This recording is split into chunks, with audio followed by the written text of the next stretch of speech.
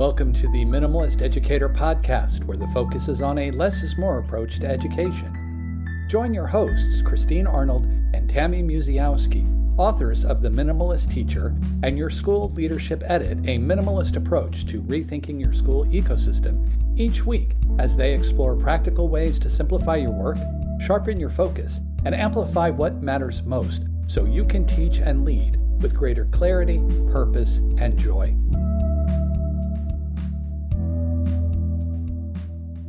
Hello, everyone, and welcome to this episode of the Minimalist Educator podcast. Welcome, Tammy. How are you? I'm great. I'm really excited that we are kicking off season 5, which is very wild to me that we are still, well, I shouldn't be surprised that we're still talking about this, but just with, we keep finding these amazing guests to come on. We have so many things to talk about. And so it's really exciting, I think, for us to just be kicking the season off with another set of really interesting educators and non-educators. We have someone new that popped into our season this year. Absolutely. And I feel like every single guest we've had, we want them back on for a second go. Don't you think? We like the short conversation has not been enough. We want more. Yeah. And I think think it's important that we do stick to our, kind of 30-minute podcast, just because this is, kind of what we preach, like bite-sized, chunk your stuff. And it's important to us to have that 20 to 30-minute conversation with people. But I do love that we have had, last season, we had some guests as repeat visitors to have a part to just kind of catch up on, what they've been doing since the last the previous conversation we had with them. And so, yeah, I'm pretty sure that all of the guests from this season would be happy to come back because there was definitely so much more to talk about. And we had quite a range of topics again, but all related to, streamlining or prioritizing, finding systems that work, how to make our work better, more efficient, and try to preserve ourselves in the process. 100%. No, we're very lucky to be able to get to have these conversations with all these incredible thinkers and educators. It's very, very special. I want to start with talking about our number 2 conversation with Ming Shelby. Always a pleasure to have Ming on the podcast. She was really building on that previous conversation that we had in past seasons about the power of positivity and how that can really be transformational in the work that we're doing. Yeah, and she's one of those just really ideal people for that work because she is very, I think I might have called her sunshiny or something in that episode. But she exudes that. And so even though she gave us an example of a challenging conversation that she had, she does these things that don't make it feel gross or icky or stressful. And I think that's something we can really learn from because in our roles, we do have difficult conversations and it's hard to approach them sometimes. But if we put things in a positive perspective or strengths-based or with a little bit of humor, it can bring down the stress for both the person bringing up the conversation and the person receiving it. So yeah, she's just such a great person to talk to and listen to and how to frame conversations. 100%. Oh yeah, Monica Burns is another repeat as well. Back from season 1, coming back again in season 5. Such a relevant, timely conversation as well. Like really starting to think about how we can use AI to lessen our workload, to help us out, but also to think, about that ethical use and how can we tread carefully with what we're doing around AI. Such a great, timely conversation. Yeah, she was one of our very first guests, maybe even the very first one we had. So episode 4 or 5 is episode 81 this season. So we've talked to lots of people, talked a little bit about AI in different conversations, but she's been at the forefront of ed tech for quite a long time. And so, I mean, we did talk a little bit about AI when we first talked with her, but the idea that, AI can be scary, but it doesn't have to be. And we can really use our advantage as like an assistant to just help us with tasks and help us to prioritize or help us to get a thought process going or something.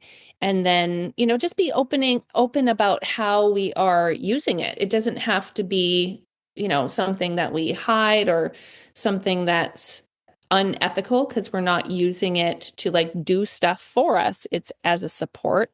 And I think if we think about it that way on the broader scale, it feels less scary for teachers, especially who, are worried about students potentially plagiarizing or, whatever. But there isn't any research showing that that's the case. So, that's a positive from that. And we just have to learn as it grows, But I think it's quite interesting as well, as you said, we did talk to her in the first season, which was back in 2023, right? And so just thinking about how much it has grown and changed between our first conversation and this conversation in this season is quite remarkable. Yeah, for sure. Always good to talk to her. I really enjoyed talking to someone who is out of our network, but reached out and wanted to chat about their work with trust-based observations. That was Craig Randal. Really interesting, and just, I think, one of those elements of education that can be overlooked, right? Because we're talking about observations. They happen in, most schools, almost all schools. But the approaches, the feelings, the trust it's very different. And so this approach for trust-based observations was really enlightening. And it just made me really wish and hope for schools to adopt something like it or, reach out to him or something, because you really can streamline an observation or evaluation cycle, right? It doesn't have to be complicated. It doesn't have to take the 6 hours that usually it takes to do that whole process with a teacher. It would be lovely to spend, as a school leader, to spend all that time with one individual, but we know it's not realistic in most schools unless you're teeny tiny. But yeah, that was really, really interesting to talk to him. So that conversation stood out for me. And it just, when he was talking to us, it just made so much sense, didn't it? Because there's so many frameworks and ideas out there that are, how can we improve teacher effectiveness or professionalism or, encourage growth. Some of them are evaluative, some of them are a bit judgmental, some of them are self-reflective. But when he was talking, and just that simple idea of like, humans are going to respond if trust is extended to them first, it's like, well, of course. Right. Like, it all just makes so much more sense. It's so logical, but why do we work against logic? It's strange. It's so strange, and it happens all the time. But it's sometimes the parameters of our systems. Well, it usually is. But yeah, it was so logical and so refreshing to just talk about. He was a school leader, so he lived it, and he's like, this is what we have to do. So yeah, that was great. Definitely. Also really enjoyed the conversation with Stephen Puri. Again, a little bit different conversation for us, someone who's not in education, but has done a lot of thinking around being productive and how we can be efficient, how we can get in that flow state to really get the most out of our time. Fascinating conversation, wasn't it? Yeah, he was really fun to talk to, just because his experience is so different from ours, coming from working in Hollywood, behind the scenes on bigger movies, but seeing the parallels to real life. And it was easy to see the connection between the work he's done there and what we try to do in schools or as consultants, people running their own businesses. There needs to be some kind of system for all of us to be able to be, not necessarily like the overachieving productivity masters that sometimes, we like go crazy with things, but just like he's got a simple tool that he talks about that just helps you kind of manage your time and your tasks and projects. And it makes sense, but we work against the grain a lot of the times because we want to be extra or but yeah, he was fun too, for sure. Yeah, that was good. Yeah. And I mean, we've had a few more guests for sure, but another person who I have admired from afar for a number of years was John Spencer, who does a lot of work around student engagement, deep learning, inquiry processes. And so I had read his books, or I don't know if his first book, but his book Empower several years ago.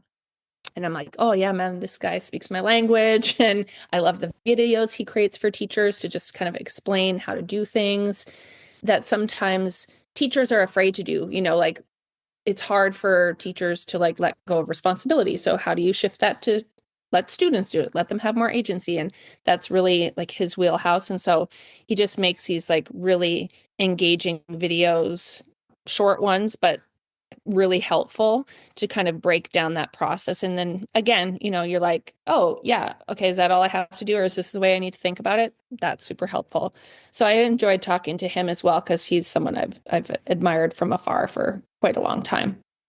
Absolutely. And I feel like I need to go and get his whole back catalogue of books and just devour all of them. It's got a lot of good things packed in those pages. Yeah. A lot. And his videos as well, and his emails, and all the things that he creates. All the things. So like all the stuff is there. Yeah. We could talk about all of the guests we've had for this season. But I feel like, is that a good snapshot for folks? I think it's enough of a taster so that they know what's coming, what to look out for, what to get excited about. We have been really lucky this season with our fantastic guests. So I'm really excited for everyone to listen in and get on board, and also to have all of the guests back again as well, so we can keep talking to them. Yes. We'll be having, season 25, and we'll have we'll still be talking to our people, asking them back to talk more about something, because we have quite a lineup still, for future seasons. And of course, like if people have requests for us to chat with, we're happy to take requests. You can just send an email to us or, comment wherever. And yeah, we don't mind reaching out to people to ask them just for a little bit of their time so we can talk about something that's really important in education. Absolutely. So you're geared up for season 5. We hope you enjoy it. Today's episode was brought to you by Plan Z Professional Learning Services, forward-thinking educator support. Find out more at planzplservices.com. Thank you for listening to the Minimalist Educator podcast. Join Christine and Tammy and guests again next time for more conversations about how to simplify and clarify the responsibilities and tasks in your role. If today's episode helped you rethink, reimagine, reduce, or realign something in your practice, share it in a comment or with a colleague. For resources and updates, visit planzeducation.com and subscribe to receive weekly emails. Until next time, keep it simple and stay intentional.